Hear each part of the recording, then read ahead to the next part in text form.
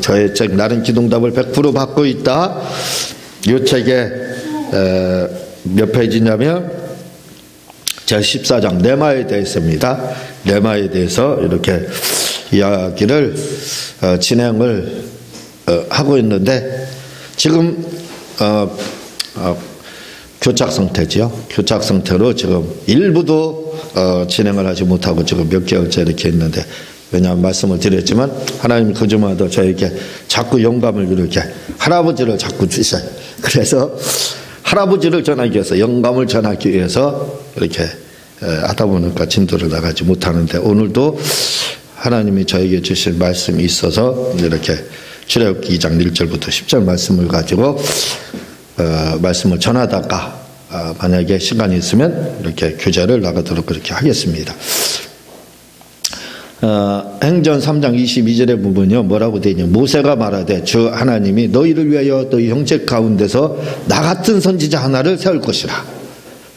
너희가 무엇이든지 그의 모든 말을 들을 것이라. 이렇게 이야기하고 있습니다. 나 같은 선지자 세운다. 이 모세가 이렇게 나 같은 선지자 하나 세운다 이렇게 했는데, 이 선지자가 바로 예수님을 의미한다는 거 우리가 이미 다 익히 알고 있을 겁니다. 유대의 역사가 중에서 요세푸스라는 사람이 있습니다. 요세푸스라는 사람이, 우리가 구약을 아는 데는 그 몇 가지 책만 보면 돼요. 마카비 상하서, 신구약 중간사를 알기 위해서는 마카비 상하서를 보면 됩니다. 그거 보면은 중간사에 무슨 일이 있었는지를 우리가 이해하게 되고, 또 한 가지는 아크프라페 구약 부분을 보게 되면 창세기부터 마지막 그 창세기 비밀들, 이런 부분들에 대해서 보충 설명이 이렇게 잘 돼 있습니다. 그리고 또 한 가지가 뭐냐면 구약 이스라엘사를 쓴 요세푸스의 책을 보면 돼요. 그 요세푸스는 AD 70년 그때 당시에 존재했던 그 사람입니다. AD 70년 요세푸스가 이스라엘이 로마에 의해서 멸망을 맞게 되죠. 그때 장군이었었어요. 그때 나이가 30이었습니다. 이 사람이 요파타파라는 지역에서 로마군과 맞서다 47일 만에 함락을 당하게 돼요. 근데 함락을 당하게 되는데, 그때 40명의 병사들이 남아있게 됐는데, 40명의 병사들이, 제가 이번 몇 번 말씀을 드렸죠. 뭐라고 얘기하냐면, 우리가 저 할례받지 못한 자들에 의해서 비참한 최후를 맞이할 수 없다. 차라리 자결하자. 근데 이스라엘에서는 뭐예요? 살인하지 말라. 6번째 계명인가요? 10계명 중에. 그 살인하지 말라의 계명이 뭐냐면 그 안에 자살하지 말라는 계명이 들어있다는 거예요. 그래서 이스라엘 사람들은 살인하지 말라를, 뭐 동물을 죽인다든가 사람을 죽인다, 동물은 아니지, 사람을 죽인다든가 하는 이 살인을, 다른 사람을 죽이는 것도 살인이지만 본인 스스로를 죽이는 이 자살도 살인으로 여겼습니다. 그래서 이스라엘 사람은 자살하고 싶어도 자살하지 않아요. 자살할 수가 없습니다. 근데 어떻게 해요? 저 할례받지 못한 사람들에 의해서 굴욕을 당하고 치욕을 당하느니 우리 죽자 하는데 죽을 방법이 없어요. 자살이 금지되어 있으니까. 그래서 뭐라고 이야기하냐면, 우리 순서를 정해서 뒤에 사람이 앞 사람을 죽이고, 뒤에 사람이 앞 사람을 죽이고, 뒤에 사람이 앞 사람을 이렇게 죽이는, 그렇게 해가지고 우리 죽자. 그러면 살인한 거 아니지 않느냐. 내가 나를 죽이는 살인을 하지 않느냐. 그렇게 이야기를 하며 결의를 합니다. 마지막에 이제 2명만 남았어요. 한 사람은 요세푸스, 그 하나, 한 사람은 병사예요. 아마 장군이기 때문에 맨 마지막에 남았나 보죠. 다른 사람 다 죽는 거 보고 이제 죽으려고 아마 그렇게 했나 보죠. 근데 가만히 생각해보니까 너무 억울한 거예요. 이대로 죽을 수 없다 이거죠. 너무 허망한 겁니다. 그래서 요세푸스가 뭐라고 이야기하냐. 앞에 있는 병사를 설득을 합니다. 우리 그렇게 하지 말자. 죽이지 말자. 마지막은 이제 서로 찔러서 죽이고 이렇게 하는 거죠. 그러니까 그렇게 하지 말고 우리가 차라리 항복하자. 그래서 병사를 설득해서 항복을 하게 됩니다. 그때 당시에 황제, 그 장군이 베스파시안, 이 사람이 누구냐면 로마 황제가 돼요.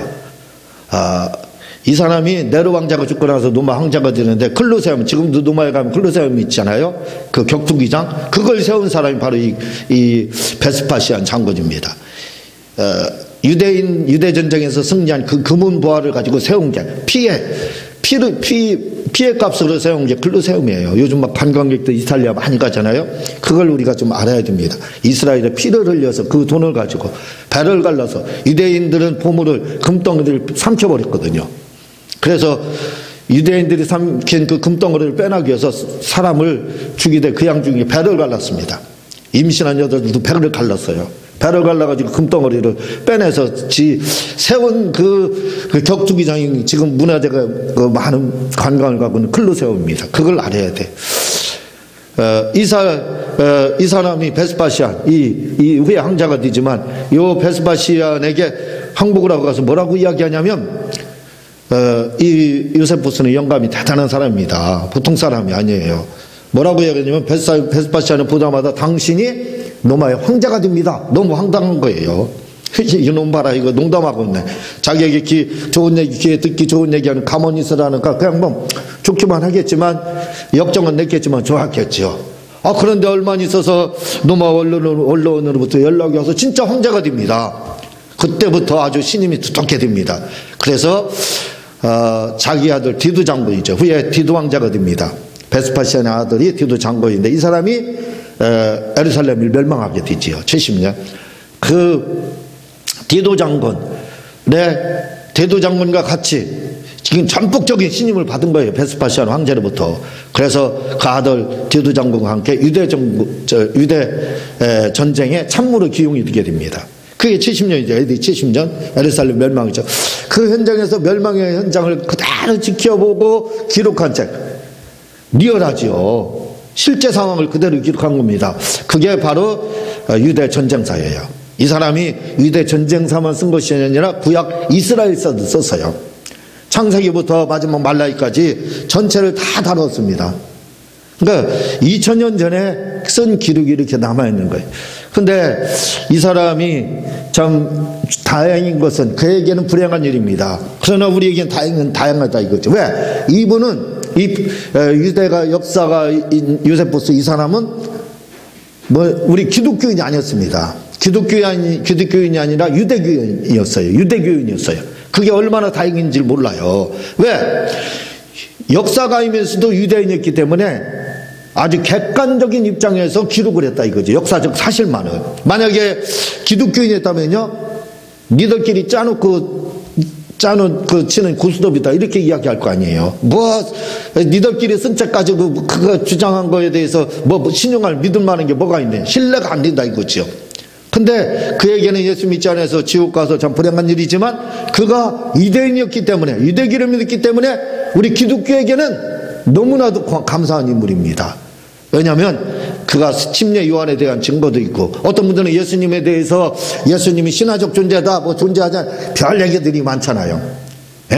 예수님이 죽었다가 살아난 것이 아니고 부활도 아니고 그게 자다가 깨어난 거다 잠깐 기절했다 졸두선 이렇게 주장하잖아요. 근데 이 요세푸스 믿지 않는 사람이에요. 예수님 믿지 않는 사람이 예수님에 대한 증거를 했다 이거지. 제가 여러 번 말씀을 드렸죠. 다시 한번 제가 읽어 드릴게요. 그의 책에 나옵니다. 거의 같은 시기에 침례 요한이요. 침례 요한과 거의 같은 시기에 예수라는 사람이 활동했다. 유대인이라고 말씀드리죠. 기독교인이 아닙니다. 역사가입니다. 그를 사람이라고 불러도 좋을지 모르겠으나 어쨌든 그는 참으로 특별한 행동을 했으며, 그를 사람이라고 불러도 좋을지 모르지만 어쨌든 특별한 행동을 했다 이거예요. 했으며, 왜? 죽은 자 살리고 이런 것들 했잖아요. 사람들을 가르쳤는데, 복음을 전하고 가르치죠. 성경에 나오지 않습니까? 그들은 기쁨으로 그의 가르침을 받아들였다. 많은 사람들이 주님의 가르침을, 예수님의 가르침을 받아들였다는 거예요. 그는 많은 유대인들과 헬라인들의 마음을 사로잡았다. 예수님은 유대인들과 헬라인들의 그 마음을, 이 사람이 누구냐? 그리스도였다. 이렇게 말합니다. 이게 중요한 거예요. 유대교를 믿었던 유대인이 예수님에 대해서 기독교인이 아니라 이거죠. 근데 예수님에 대해서 역사가가 아주 객관적인 사실을 그대로 말을 하고 있습니다. 실제 리얼하게 뭐라고요? 예수님을 그리스도였다 이렇게 말하고 있습니다. 예? 빌라도는 바로 빌라도도 그때 실제 어떤 사람들은 빌라도가 진짜 존재했느냐 이런데 이렇게 말해요. 빌라도는 유대 지도자들의 고발을 실제로 존재했다는 거예요. 고발을 받아 그를 십자가에 처형했으며, 봐봐요, 예수님은 십자가에 그대로 처형했으나 그를 따르던 사람들은 여전히 그를 사랑했다. 예수님이 십자가에 처형 죽었지만 사람들이 여전히 기독교인들이 존재하고 예수님을 따랐다. 왜? 왜냐하면 그는 선지자들이 예언한 대로, 구약의 수많은 선지자들이 예언한 대로 사흘 만에 살아났기 때문이다. 봐봐요. 죽었다 살아났다고. 어떤 분들은 믿지 않는 졸도설 별 얘기들 다 얘기를 예수님에 대해서 얘기하잖아요. 부활한 거에 대해서. 아니라 이거예요. 역사가인 요세푸스, 예수님 안 믿는 사람. 그래서 고맙다고 말씀드리는 거예요. 예? 그거 말합니다. 예수님은 예언한 대로 사흘 만에 살아났다, 부활했다 이거예요. 진짜로. 그의 이름을 따서 크리스천이라고 하는 사람들은 지금까지 계속 존속하고 있다. 이렇게 그의 책 구약 이스라엘사에 보면은 예수님에 대한 평가가 이렇게 나옵니다. 이 역사의 평가는 정확한 겁니다. 더 믿지 않는 유대교인이 있기 때문에 더 신뢰할 수 있는 거예요. 예수님에 대한 이런 이야기들이 기록이 되어 있고. 그런데 예수님에 대한 이야기뿐만 아니라 제가 말씀드린 창세기에 대한 비밀들도 수도 없이 많은 것들을 이야기를 하고 있습니다. 뿐만 아니라 역대상하, 사무엘상하 이런 부분에 대해서도 이야기를 하고 있어요. 그런데 출애굽기에 대해서도 이야기합니다. 참 놀라운 것은 이 사람이 모세에 대한 이야기를 하게 돼요. 모세에 대한 이야기, 출애굽기에 대한 이야기를 하게 됩니다. 그런데 다시 한번 말씀드려요. 이 사람은 유대 역사가였고 그는 기독교인이 아니고 유대교인이었어요. 그 예수님에 대해서 알지 못하는 사람입니다. 잘 그냥 소문 있는 그 사실만 적은 사람이에요. 그런데 뭘 이야기를 하냐면요, 모세에 대한 이야기를 하면서 그 모세에 대한 이야기를 하는데 그 모세가 누구를 이야기하냐면 예수님을 이야기해요. 똑같습니다. 모세가 나 같은 선지자 하나 이렇게 말한 그 모세, 나 같은 선지자, 나 모세죠. 그 모세 같은 선지자 이에수스, 그 선지자 그게 누구냐면 여호수아입니다. 여호수아를 70인역에서는 이에수스라고 그래요. 이에수스. 헬라어에서 예수님의 이름을 뭐라고 하는 줄 아세요? 이에수스라고 합니다. 이에수스. 뭐예요? 똑같다 이거지요. 여호수아를, 호세아라는 이름을 가지고 있던 그 사람을, 눈의 아들 호세아라는 이름을 가지고 있는 사람을 여호수아라고 바꿨어요. 여호수아. 왜? 그걸 히브리어 헬라어로 하면 뭐예요? 예수라는 말이에요. 예수. 이에수스. 예수님을 이에수스라고 합니다. 헬라어로. 이에수스. 예수예요. 예수. 그래서 이렇게 예수님의 이름에 대해서 실제로 알았던 사람은 수많은 구약의 선지자들이 있었지만 오직 한 사람밖에 없었어요. 뭐 이삭에 싹이고 뿌리고 뭐 여러 가지 이야기를 합니다. 이사야 선지자 뭐 많은 선지자들이. 근데 예수님의 나 같은 선지자가 올 것인데 그가 예수님이라고 이름까지 한 사람. 그래서 호세아를 여호수아로 예수로 바꾼 이렇게 한 사람은 누구냐면 모세밖에 없다는 거예요. 모세만 유일하게 예수님의 이름을, 앞으로 오실 메시아의 이름을 알았던 겁니다. 그런데 이 요세푸스가 예수님이요 태어날 때 누가복음 1장 30절 31절에 보면 천사가 이르되 마리아여 무서워 말라 내가 하나님께 은혜를 입었느니라 보라 내가 잉태의 아들을 낳으리니 그 이름을 예수라 하라. 가브리엘 천사가 마리아에게 스테고지를 합니다. 너 이제 임신할 아들을 낳을 것이다 이렇게 이야기해요. 그렇죠? 그런데 레위기 2장 1절을 보면은 레위 가족 중 한 사람이 가서 레위 여자에게 장가들어 이렇게 이야기하고 있는데 이 사람이 누구냐면 아므람, 고아세 아들 아므람의 아들이 모세입니다. 아므람에게 아므람이 요게벳 노들의 누이 너들의 아버지의 누이 요게벳을 아내로 맞이하고 결혼했다 이거죠. 아므람이요. 그런데 이 결혼을 했는데 이 아므람에게 무슨 일이 있게 되냐면 이것은 우리 성경에 나와 있지 않지만 요세푸스의 책에 이게 기록이 되어 있습니다. 그래서 놀라운 거예요. 왜냐하면 이 모세의 탄생은 모세의 전일생은 누구냐면 예수를 말하고 있어요. 예수님입니다. 그냥. 왜? 예수님에게 수태고지가 있었어요. 기죠? 아들을 낳을 것이니 이름을 예수라 하라. 이렇게 수태고지가 있었어요. 근데 우리 성경에 나와 있지 않지만 이 수태고지가 바로 아므람에게 있게 됩니다. 아므람에게 있게 돼요. 뭐라고 이야기하냐면 어떤 서기관이 예언하길 이 아므람에게 나타나서 어떤 서기관이 말을 합니다. 뭐라고 이야기하냐면 이스라엘에서 한 아이가 태어날 것인데 그가 성장하면 이스라엘인들을 일으켜 애굽인의 통치권은 낮출 것이며 그의 덕목은 어느 누구보다도 뛰어날 것이며 모든 세대에 걸쳐 기억될 만한 영광을 누리게 될 것이라. 이렇게 이야기합니다. 모세가 태어날 거라는 거예요. 그냥 태어난 것이 아니라 모세도 수태고지를 받았어요. 수태고지를 받아가지고 모세의 출생에 대해서 이야기하면 모세가 출생할 거다. 그가 애굽을 약화시킬 거다. 이 말이 뭐예요? 출애굽하게 될 거라 이거죠. 통치자가 된다는 거예요.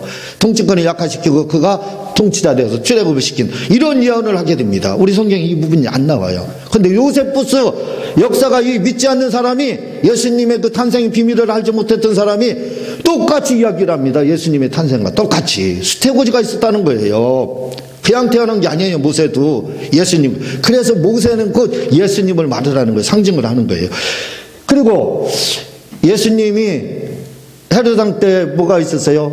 2살 아래에 마태복음 2장 16 이에 헤롯이 박사들에게 속은 줄 알고 심히 놓아여 사랑을 보내어 베들레헴과 그 모든 지경 안에 있는 사내 아이를 박사들에게 자세히 알아본 그때를 기준하여 2살부터 그 아래로 죽이니 아이들 학살했다 이렇게 나오고 있거든요. 그런데요 출애굽기 1장 15절에 애굽 왕이 히브리 산파 시프라라를 하는 사람과 부하라가 하는 사람에게 말하되 이르되 너희는 히브리 여인을 위해 해산을 도울 때에 자리를 살펴서 아들이거든 그를 죽이고 딸이거든 살려두라. 22절에 그러므로 바리가 그의 모든 백성에게 명령하여 이르되 아들이 나오거든 너희는 그를 나일강에 던지고 딸이거든 살려두라. 이렇게 이야기합니다. 봐봐요.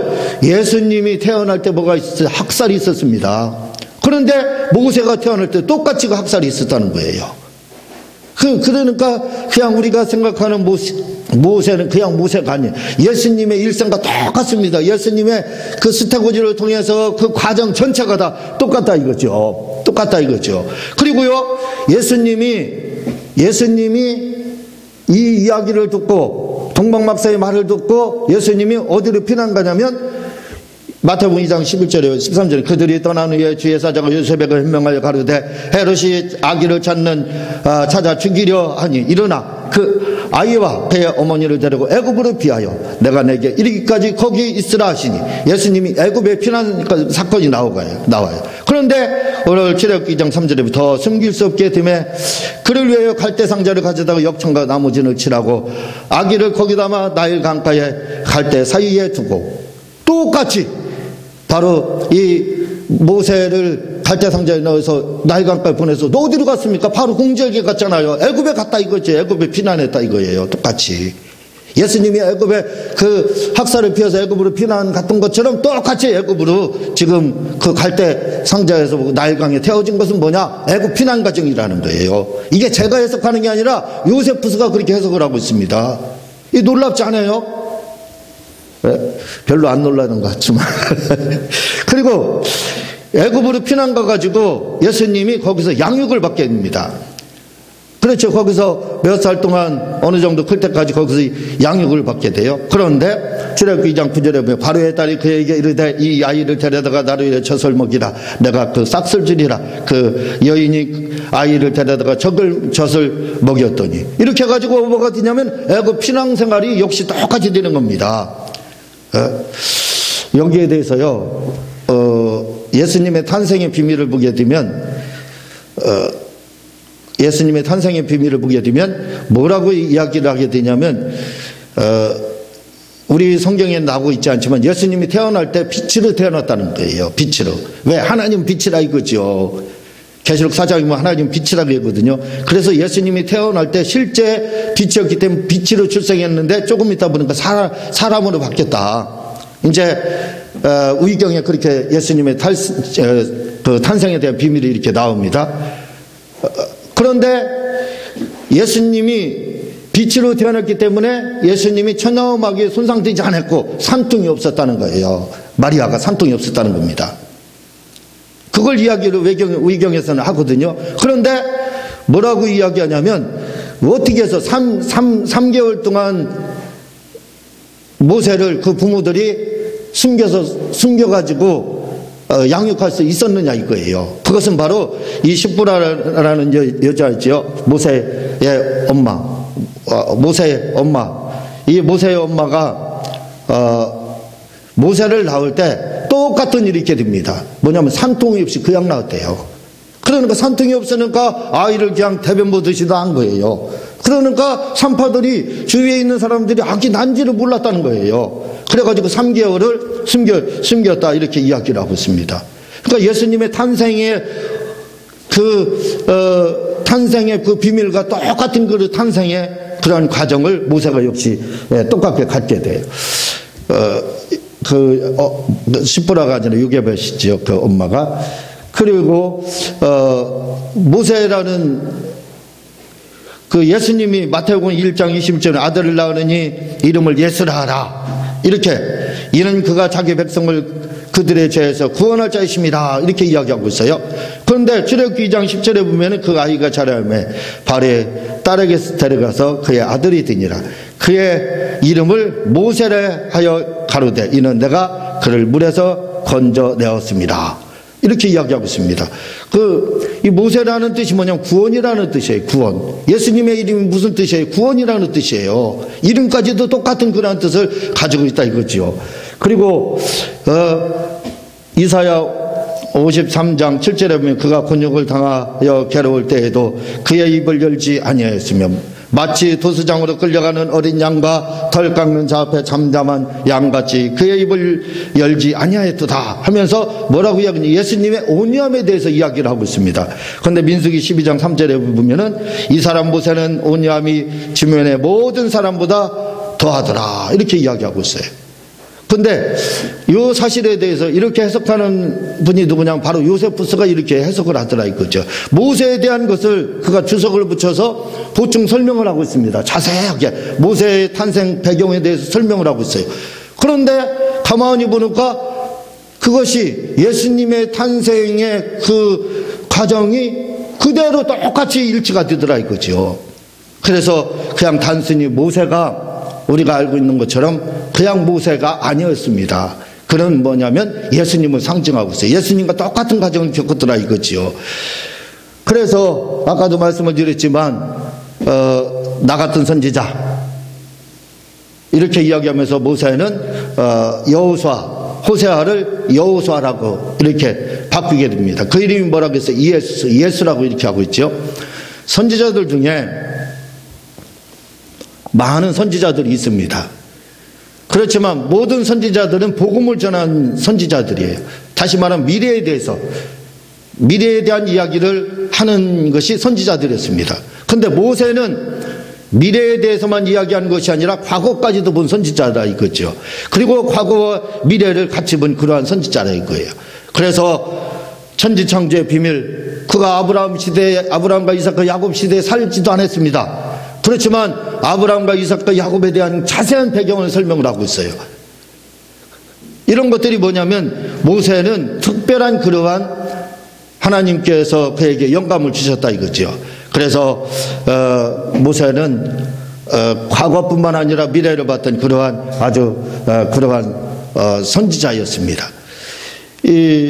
오늘 제가 이렇게 그 모세에 대해서 이야기를 드렸는데 모세는 단순히 그냥 모세가 아니라 이거죠. 예수님이라는 거, 예수님 과정을 그대로 겪고 있었다는 거, 그리고 그 예수님이 오셨다는 거죠. 그런데 이 사실에 대해서, 이 비밀에 대해서 다른 유대인들은 알지 못했지만 요세푸스만은 그것을 알고 있었다는 거, 이게 너무 놀랍지 않느냐 이거죠. 이것이 또 중요하지 않느냐 이거예요. 오늘 우리 요세푸스가 가졌던 그러한 영감도 좀 우리도 가졌으면 좋지 않을까 하는 생각을 이렇게 갖게 됩니다. 우리도 그런 영감을 가지시기를 주님의 이름으로 부탁을 드립니다. 기도하도록 하겠습니다. 하나님